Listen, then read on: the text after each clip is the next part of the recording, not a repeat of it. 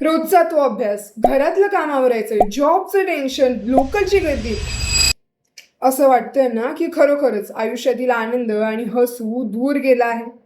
राहुल सुद्धा असंच एका दिवशी प्रचंड टेन्शनमध्ये धावत होता आणि अचानक त्यांच्या समोरील असणाऱ्या एका आजोबांची पिशवी फाटली आणि त्यांच्या पिशवीतलं सर्व सामान जमिनीवर पसरलं. राहुलच्या मनात पहिल्यांदा विचार आला की मला आधीच खूप उशीर झालाय, मी का या भानगडीत पडू.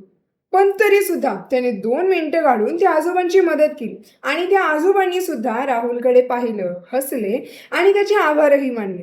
आणि आश्चर्य म्हणजे ज्या राहुलची सकाळपासून चिडचिड होत होती त्या राहुलला आता अचानक आतूनच प्रचंड आनंद आणि हलकं वाटत होतं. सायन्स सांगतं की जर तुम्ही कोणाची तरी अनपेक्षितपणे मदत करता तर तुमच्या माइंडमध्ये हॅपी हॉर्मोन्स रिलीज होतात आणि मग तुम्हाला जर आनंदी राहायचं असेल तर रोज कोणाची तरी छोटीशी का होईना मदत करा, कारण दुसऱ्याच्या चेहऱ्यावरील आणलेलं हसू तुमच्या दिवसातील सर्वात मोठा आनंद बनू शकतो. मग मी तर माझ्या आतूला आज मदत करणार आहे. तुम्ही कोणाच्या चेहऱ्यावर हसू आणणार आहात कमेंटमध्ये नक्की सांगा. व्हिडिओ आवडला असेल तर लाईक करा आणि चॅनलला सबस्क्राईब करा.